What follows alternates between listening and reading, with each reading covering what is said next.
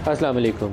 आज की सबसे बड़ी खबर तो पाकिस्तान तहरीक-ए-इंसाफ़ के हवाले से है कि इमरान खान चेयरमैन पाकिस्तान तहरीक-ए-इंसाफ़ का जो आइंदा इलेक्शन है, पार्टी इलेक्शन, उसके उम्मीदवार नहीं होंगे। ये पहले तो ख़बर आई और फिर उसकी तरदीद भी जारी की पीटीआई ने से अपने ऑफिशियल जो उनका ट्विटर हैंडल है उसके तर्जुमान का उनका बयान जो है वो जारी किया गया। लेकिन प्रैक्टिकली सूरत हाल ये है कि तोशाखाना केस में इमरान खान की नाअहली की जो सज़ा है उसके बाद वो पार्टी हेड के तौर पर इलेक्शन कॉन्टेस्ट नहीं कर सकते। ये वही असूल है जो 2018 के इंतखाबात से पहले नवाज़ शरीफ के ऊपर इसका इतलाक़ किया गया था कि जो एमएनए बनने का अहल नहीं है, जो नाअहली उनके ऊपर उस वक्त आ चुकी थी, उसके बाद उनको पार्टी सदारत से हटा दिया गया और शहबाज शरीफ को पार्टी सदर बनाया गया। वही असूल, सेम प्रिंसिपल जिसको पीटीआई ने उस वक्त बहुत वेलकम किया था, वो अब ख़ुद इमरान खान के ऊपर लागू होने जा रहा है। तोशाखाना में उनकी नाअहली की सज़ा बरकरार है, वो अपील में है, लेकिन नाअहली उनकी हो चुकी है, इसलिए वह पार्टी चेयरमैन का इलेक्शन कॉन्टेस्ट नहीं कर सकेंगे। अगर वो खड़े होंगे भी तो इलेक्शन कमीशन उनको बताएगा कि आप क्वालिफाई नहीं करते। वहाँ पाकिस्तान तहरीक-ए-इंसाफ़ ने एक फ़ैसला किया है कि पार्टी के अंदर से ही किसी और को खड़ा किया जाए।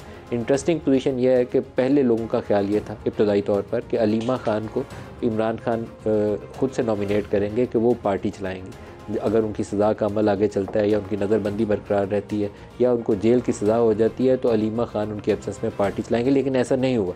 ऐसा मैं मज़ीद उसकी अभी वजाहत आपको करूँगा। फिर दो नाम और एक क्या सर आई थी कि शायद हामिद ख़ान और बैरिस्टर अली ज़फ़र, ये दो बड़े इनके की प्लेयर्स हैं पार्टी की लीगल ओपिनियन के फॉर्म करने के हवाले से भी, आइनी मामलात के हवाले से भी, तो किसी इन दो में से किसी एक को नॉमिनेट करेंगे। अलीमा ख़ान के ख़िलाफ़ तो आज हमने एक मैनेज्ड किस्म का मुज़ाहरा होते देखा और मेरे ख़्याल में शायद ये पहला स्टेप है, आइंदा मज़ीद इस तरह की चीज़ें आपको होती नज़र आएँ। लेकिन पार्टी की जो इंटरनली एक्सपेक्टेशन है, अब हमारी उनकी जो इंटरनली मीटिंग्स हुई हैं उससे हमारी जो अभी तक की खबर यह है कि गौहर खान, बैरिस्टर गौहर खान, उनको इमरान खान नॉमिनेट करेंगे और उनकी मंजूरी के साथ वो पाकिस्तान तहरीक-ए-इंसाफ़ के चेयरमैन का इलेक्शन जो है वो लड़ेंगे और मुंतखब भी हो जाएंगे। क्योंकि इमरान खान पार्टी के सदर हों, चेयरमैन हों या सज़ा पा के जेल में हों, पार्टी के ऊपर कंट्रोल भी और पॉपुलर वोट भी वो इमरान खान का है, वो ना बैरिस्टर गौहर का है ना किसी और का। ये सूरत हाल अभी तक की हमारे सामने है। शेर अफजल मरवत साहब, उन्होंने ख़ुद से एक बयान के अंदर इस बात का ऐलान किया। क्या कहा उन्होंने, पहले वो आपको सुनाता हूँ। दफ़ा कानूनी कदरन की वजह से खान साहब की तोशाखाना केस में फैसले की वजह से और उनकी डिस्क्वालिफिकेशन के पेश नज़र आईनी कानूनी तौर पे वो पार्टी के ऑफिस के चेयरमैन का इलेक्शन नहीं लड़ सकते हैं। खान साहब ने खुद ये फैसला किया है कि वो इस दफ़ा चेयरमैन पीटीआई के ऑफिस के लिए इलेक्शन कंटेस्ट नहीं करेंगे।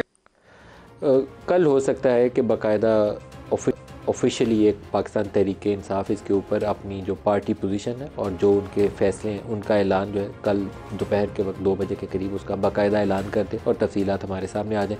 फिर इस इशू को फर्दर भी हम डिस्कस कर लेंगे। लेकिन पीटीआई इस वक्त प्रैक्टिकली एक पीटीआई वो है जिसको परवेज़ खटक साहब जो भी कहें उसको हाईजैक कर चुके हैं या उसको अलहदा करके ले जा चुके हैं। केपीके वाली तकरीबन पीटीआई जो है इस वक्त परवेज़ खटक के कंट्रोल में एक नई पार्टी के तौर पर सामने आ चुकी है। इस्तेहकाम पाकिस्तान पार्टी पीटीआई के जो इलेक्टेबल्स का ग्रुप था वो जहांगीर खान तरीन और अलीम खान के साथ इस्तेहकाम पाकिस्तान पार्टी बना चुका है। कुछ इनके लोग जो हैं वो पीएमएलएन का हिस्सा बन चुके हैं और तीसरी वो पीटीआई है जिसके चेयरमैन अभी तक तो इमरान खान है। कल के बाद फैसला हो जाएगा कि वो गौहर होंगे या कोई और होंगे। तो 3 पीटीआई हमारे सामने मौजूद है और इस्टेब्लिशमेंट भी या वो ताकतवर हल्के जो पाकिस्तान में पॉलिटिकल मैनूवरिंग को मैनेज करते हैं, उनकी शायद दिली ख्वाहिश होगी कि इमरान खान के नीचे जो बाकी की पीटीआई है उसके अंदर से भी कोई एक आध अगर ग्रुप निकल सकता है तो वो भी निकल जाए। Not a welcome situation SIAM का बायस होती है। इन्हें खड़ा रहना चाहिए, मजबूत होना चाहिए ताकि वो वफाक को मजबूत कर सकें। सियासी जमातों से जमहूरियत का अमल आगे बढ़ता है वो भी मजबूत हो, लेकिन ये पाकिस्तान में पहली दफ़ा नहीं हो रहा। पाकिस्तान पीपल्स पार्टी तोड़ के Pakistan peoples party parliamentarian general Pervez Musharraf ने बनाई थी। नून लीग को तोड़ के पहले काफ लीग बनाई गई थी जिसे किंग्स पार्टी कहा जाता था उस वक्त जनरल परवेज़ मुशर्रफ के ज़माने में, और पूरा 53 MNAs के साथ 2008 की असम्बली में वो आ गए थे। शायद इस वक्त वही पोजीशन जो है वो IPP को हासिल हो जाए और ऐसा ही एक ग्रुप जो है वो परवेज़ खटक के साथ खड़ा हो जाए। बाप पार्टी भी PMLN की हुकूमत गिरा कर बनाई गई थी 2017 में, तो PTI उसी एक मरहले से गुजरने वाली है। बनेगा क्या इसका और पाकिस्तान में जमहूरियत तो इस्तेहकाम आएगा कि नहीं आएगा, ये आइंदा आने वाले दिन जो है उसकी राह मुतय्यन करेंगे। जो प्रोग्राम में आज हमारे साथ शुरका हैं इस्लामाबाद हाफिज़ अब्दुल्ला साहब हैं, सीनियर रहनुमा हैं JUIF से, और अज़मा बुखारी साहब हैं PMLN से, महमूद मौलवी साहब हैं इस्तेहकाम पाकिस्तान पार्टी से। सबको प्रोग्राम में खुश आमदीद कहता हूँ। अब्दुल्ला साहब, आप ही से आगाज़ करते हैं। पार्टियाँ टूटते बनते आपने भी देखी होंगी, और ये वाला जो अमल इस वक्त PTI के ऊपर जारी है, ये पता नहीं कहाँ जाके ख़त्म होगा, क्योंकि ये जो बड़े बड़े 3 ग्रुप्स हैं, इसके अलावा अभी ख़तरा और है कि इसमें से 1-2 और भी पार्टियाँ निकलेंगी। बिस्मिल्लाहिर्रहमानिर्रहीम। बहुत शुक्रिया नजीम साहब। एक थोड़ा फ़र्क है, माजी में जिन पार्टियों में बड़ी पार्टियों से पार्टियों ने जन्म लिया है, उसमें ज़रूर किसी न किसी डायरेक्टली या इनडायरेक्टली किसी रजीम का हाथ होता है। मसलन फ़र्ज़ करिए PMLN से काप लीग ने जन्म लिया, और पीपल्स पार्टी से मिल्लत पार्टी ने, पेट्रियाट ने, पता नहीं किस ने इसी तरह अपने बाप का नाम लिया, जुनून से जन्म लिया। लेकिन थोड़ा PTI की सूरत-ए-हाल इनसे मुख्तलिफ है। वो इसलिए कि PTI की तोड़ने में, उनकी बंटवारे में, उनकी तकसीम और इंतशार में सबसे बड़ा रोल किरदार इमरान खान का है, क्योंकि उन्होंने वो पॉलिटिक्स की, वो सियासत की जिसमें हम सियासी ज़बान में सियासी शिद्दत पसंदी और सियासी इंतहा पसंदी से ताबीर करते हैं।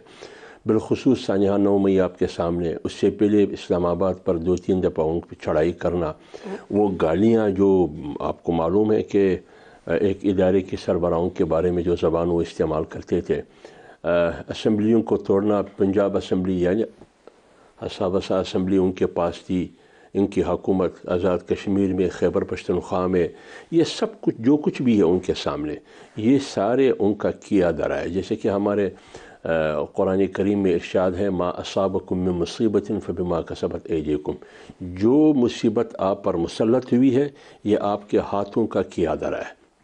तो इसलिए आज अगर PTI 3 हिस्सों में तकसीम हुआ है, पार्लियामेंट्रियन में परवेज़ खटक, IPP में वो PTI जिसको चेयरमैन इमरान खान हेड कर रहे हैं, एक PTI वो है जो मफरूर है, एक PTI वो है जो घरों में बैठी है खामोश है, बल्कि 5 PTI है। एक वो है जो मफरूर है, एक वो है जो खामोश घरों में बैठी है, वो PTI है जैसे शीरी मज़ारी वगैरह, और एक PTI ये है जो IPP की सूरत में, परवेज़ खटक की सूरत में, एक वो जो अभी गौहर और शरवत मरवत, क्या नाम है उसका, शेर अफजल मरवत, उसको हेड कर रहे हैं। तो 5 PTI, इस 5 PTI यानी PTI की तकसीम में सबसे बड़ा और अहम रोल किरदार जो है वो इमरान खान का ख़ुद का है। इसमें अगर फ़र्ज़ करे कोई ताकतवर मराकज़ इसमें रोल अदा कर रहा है, फ़र्ज़ करे अगर कर रहा है, तो उसको मौका भी इमरान खान ने खुद दिया है। नहीं, फ़र्ज़ वाली तो बात ही कोई नहीं है ना, उसके बगैर यह काम आगे नहीं बढ़ सकता। वो आपकी बात सही है, लेकिन उसको मौका किसने दिया? PMLN मेरे ख्याल में बड़ी कड़वी गोलियाँ निकली थी, आप लोगों ने भी और पीपल्स पार्टी ने भी। आप लोगों को अभी PTI के ये हिस्से अलग-अलग होते हुए आप लोगों का रिएक्शन क्या है, रद्दमल क्या है आपका? बहुत शुक्रिया मलिक साहब। देखिए, अगर तो ये सियासी पार्टियां जो है वो एक जो सियासी तौर से बनी हुई हों, फिर उनकी कोई आइडियोलॉजी हो, फिर उनकी कोई बैकग्राउंड हो, और फिर वो सियासी पार्टियों को कोई तोड़ने की बात करे, तो चले वो तो शायद हमारी हिस्ट्री में नज़र आता है। लेकिन PTI इस हवाले से मुख्तलिफ है, ना ये किसी आइडियोलॉजी पे बनी थी, ना जो है इसके अंदर कोई एज सच कोई नज़रिया था। इर्द गिर्द से इलेक्टेबल्स इकट्ठे करके दिए गए थे, इनको इर्द गिर्द से जो है वो लोग इकट्ठे करके दिए गए थे पार्टी बनाने के लिए, और इस जमात में जो है वो हवा भरी गई थी। पहले तो मैं ये बता दूं आपको कि जो शेर अफजल मरवत है, उनके स्टेटमेंट की नफ़ी कर दी है तहरीक इंसाफ ने। अभी उनके ऑफिशियल ट्विटर हैंडल से जो है उन्होंने सख्ती से सीनियर रहनुमा के दावे की तरदीद की है, और उन्होंने कहा है कि इंतखाब के हवाले से अहम अमूर पर गौर जारी है। इस तरदीद के बावजूद मैं आपको बता रहा हूँ, ये इस तरदीद के बावजूद मैं आपको बता रहा हूँ कि ये पार्टी का फैसला है। जी, मैं लेकिन गौहर खान को वो पार्टी नॉमिनेट करेगी चेयरमैन के इलेक्शन के लिए। जी, मैं आपकी खबर को चैलेंज नहीं कर रही, लेकिन मैं ये बताना चाह रही हूँ कि इनको अभी कुछ दिन पहले शेर अफजल मरवत को सीनियर वाइस प्रेसिडेंट बनाया गया है, और उनकी जो है उनके हवाले से अब बाकायदा एक वॉर जारी है। अभी बहुत सारे और उनके लोगों ने भी ट्वीट्स किए हैं। मेरी गुजारिश ये है कि ये मुकाफाती अमल का एक और नमूना है आपके सामने मलिक साहब। ये जो गड़ा खोदा था नवाज शरीफ के लिए इमरान खान ने, जो बेनज़ीर भुट्टो साहिबा के वक्त जो है उस वक्त 11 रुकनी जो बेंच था सुप्रीम कोर्ट का, उसने ये वो कहा था कि जब तक जो है ये हम किसी को पार्टी को आप मुल्क दुश्मन कहकर आप अगर जो है वो ना कर दे ख़त्म, तब तक उसकी जो है वो नहीं छोड़ ली जा सकती किसी की क़ियादत। लेकिन उसको रिवर्स किया साकिब निसार साहब ने 3 रुकनी बेंच के साथ बैठकर, और वो मियां नवाज शरीफ साहब के लिए किया जब सेनेट की तमाम टिकटें हमारी बढ़ चुकी थी, और उन टिकटों को जो है वो ख़त्म किया गया, मियां साहब को क़यादत से हटाया गया, और फिर आज़ाद उम्मीदवार के तौर पर वो सेनेट के इलेक्शंस जो हैं वो हमने कन्वीन किए। इमरान खान ने जो जो कुछ कहा था ना और जो जो कुछ किया था, आज वो जो बोया है वो काट रहा है। और ये जो गड़ा उसने मियां नवाज शरीफ साहब के लिए खोदा था, मियां नवाज शरीफ साहब को कोई फ़र्क नहीं पड़ा। वो जो है ना वो ओहदों से मनसब से ऊपर हैं, वो ओहदे बांटने वालों में से हैं, उनको ओहदे की ज़रूरत नहीं है। लेकिन यहाँ इमरान खान ना उगल सकते हैं ना निगल सकते हैं। अभी जो बुशरा बीबी साहिबा के साथ बड़ा काबिल मुज़म्मत वाक़या जो कल हुआ है अडियाला के सामने, अब ये अजीब बात है कि कल बुशरा बीबी के साथ हुआ, आज अलीमा खान के हवाले से जो है वो एक स्टेज्ड जो है वो प्रोटेस्ट जो है वो किया गया। आई डोंट नो अब इसके पीछे क्या स्टोरी है और ये क्या चल रहा है, लेकिन ये बात तो अपने तौर पर दुरुस्त है कि जो जिस तरह से आमदन से ज़ायद असासों की जो है वो इल्ज़ाम लगाया कल इस्लामाबाद हाई कोर्ट में जब प्रोसीडिंग्स हो रही थी मियां साहब के अपील के हवाले से, चीफ जस्टिस साहब जो है उन्होंने साफ कहा, उन्होंने कहा ये तो है चार्ज भी ठीक फ्रेम नहीं हुआ था, गवाह भी कोई नैब ने नहीं लेके आई, तहकीक भी कोई नहीं की, लग ऐसे रहा था कि तय था, मकसूद था, उनके लफ्ज़ थे मकसूद था कि मियां साहब को सज़ा देनी है। तो ये सब जब ये सब आपने किया है ना तो फिर गलत तो गलत होता है ना, उसको फिर अल्लाह पाक की जात ऊपर बैठी है गलत को दुरुस्त करने के लिए। कल नज़मा बीबी अपील लगी हुई है और लेने के ऊपर केस जिस में नहीं तेज है। रफ्तारी से सजा का अमल एक डन डील लग रहा था आपको, तो शायद जमानत का अमल भी हम सबको डन डील ही लग रहा है। जमानत भी मियां साहब की ऐसे ही होनी है।